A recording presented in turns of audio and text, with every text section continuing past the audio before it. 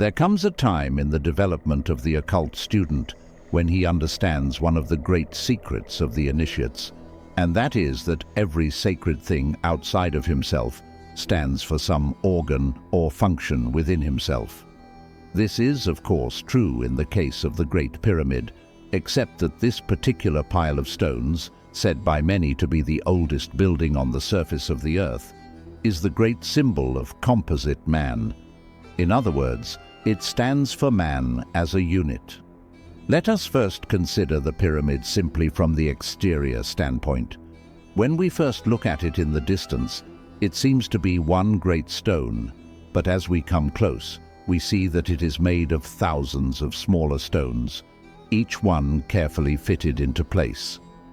Here we see the first likeness between the pyramid and man. We consider man to be a unit, but when we examine more closely, we find that he is a great number of small units, each working in harmony with the others. It is the same with everything. We take a successful life and we think of it as an entirety, but when we examine it, we find that it is a number of small achievements joined together. As thousands of workmen were used in the building of the pyramid, so unnumbered workmen are engaged in the building of our bodies, which are symbolic of the same structure. There are many pyramids all over the world. We find them in South America and in Mexico. We find mounds that were made to represent them among the American Indians, and in Europe and Britain we find remnants of the same things. But there is only one real pyramid in all the world. Even the others in Egypt are but copies of the Great Pyramid and were used as tombs for the pharaohs. But nobody was ever found in Cheops, nor were there ever any signs that it had been so used.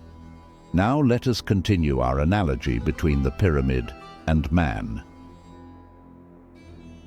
The four-sided base of the pyramid represents the four elements of which man's body is composed. These are hydrogen, nitrogen, oxygen, and carbon, or water, fire, air, and earth. These are called the base of all things, and upon this base, the four bodies of man are raised, each from its own element. Thus, the physical body is raised from the element earth, the vital body from water, the emotional body from fire, and the mental body from air. There are 12 lines used in the drawing of the four triangles, which stand for the 12-fold constitution of man when it is complete. The threefold body, the threefold mind, the threefold soul, and the threefold spirit. It also gives us the 12 signs of the zodiac, divided into their respective groups. Out on the desert stands the Sphinx, the guardian of the threshold mentioned by Bulwer Lytton. It represents the body of man, and is that strange being that must be passed before the student can go on in his development. The four fixed signs of which the Sphinx is a symbol are Taurus the bull, Leo the lion, Scorpio the eagle, and Aquarius the man, or the human head. We have already considered the sacral bone, which is symbolized by the grave digger's spade. Here is a picture of the head of the Sphinx and the inverted sacral bone when it has been turned upward. In the inverted sacrum, we see the Sphinx, and it is also the inverted Masonic keystone. All this is very interesting, but unless we realize the inner meaning of it, its true value is lost. But it is not by chance that these things should be so. Most students have heard of the dweller on the threshold, that creature built by our own wrong actions and mistakes. Out in Egypt's desert it stands and bars the way to the pyramid, the temple of the higher man, and the message that it gives to the world is, I am the bodies. If you would go on to the temple, you must master me, for I am your animal nature. The Sphinx again symbolizes man, with the human mind and spirit rising out of the animal's desires and emotions. It is the riddle of the ages, and man is once more the answer. It is said that in ancient times, the Sphinx was the gateway of the pyramid, and that there was an underground passage that led from the Sphinx to Cheops. This would make the symbolism even more complete, for the gateway to the spirit is through the bodies, according to the ancients. Let us now enter the pyramid, and passing through the corridors, come to the king's chamber, as it is called. There are 3 great rooms in the pyramid that are of great interest to the student. The highest is the king's chamber, then below that is the queen's chamber, and down below the surface of the earth is the pit. Here we again find the great correlation between the pyramid and man. The 3 rooms are the 3 major divisions in man, which are the seats of the threefold spirit. The lower room, the pit, is the generative system under the control of Jehovah. The center room, or queen's chamber, is the heart, under the control of Christ. And the upper room, or the king's chamber, is the brain, which is under the control of the Father. In this upper room is the coffer made of stone, the meaning of which has never been explained, but which the student recognizes as the 3rd ventricle in the brain. It is quite certain also that this coffer was used as a tomb during initiation, when, as in the Masonic initiations of today, which are the remnants of the ancient mysteries, the candidate was buried in the earth and resurrected, a symbol of the death of the lower man and liberation of the higher. It is said that Moses was initiated in the Great Pyramid, and some also claim that Jesus was instructed there.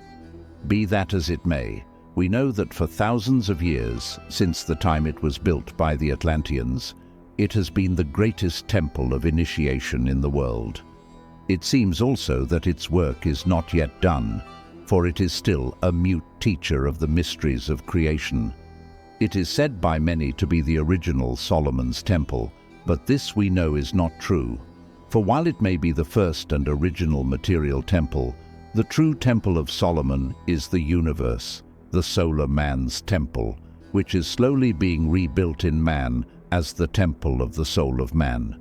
Probably no point is as important in connection with the pyramid as that of the cornerstone.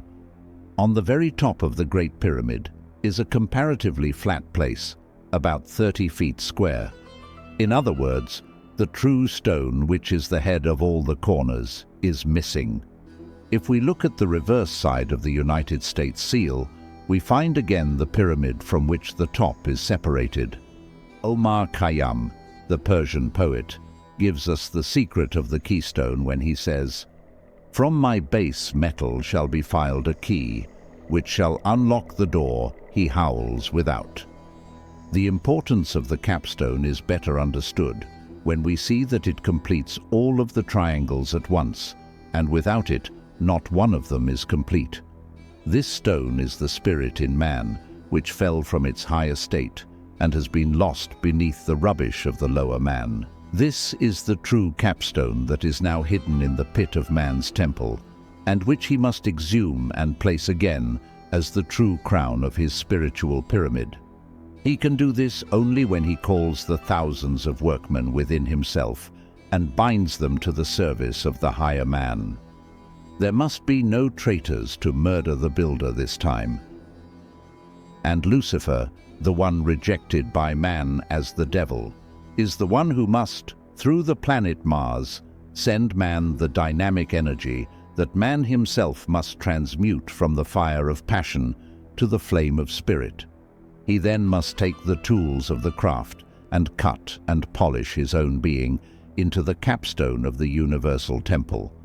It is interesting to note how the casing stones that once made the Great Pyramid so beautiful and true were carried away to build cities nearby, even as the soul body of man, the casing stones of his spiritual pyramid, has been sacrificed in order that he might have material things. As we look at pictures of the ancient pyramid and sphinx, which have stood on Egypt's sands for ages, let us see in them our own mystery temple, made without the sound of hammers or the voice of workmen. And as we sadly think of this mighty ruin, broken by ages of neglect, let us remember our temple, and that its cornerstone is missing also, and our walls are falling with neglect. Let us learn the lesson that it teaches, hasten to perfect our pyramid, cap it with the stone of spirit, offer upon its altars our sacrifice to the great Sun Spirit, and bury our lower nature in its ancient coffer. Then for us will its mysteries be revealed, and the sealed lips of the Sphinx give up their secret.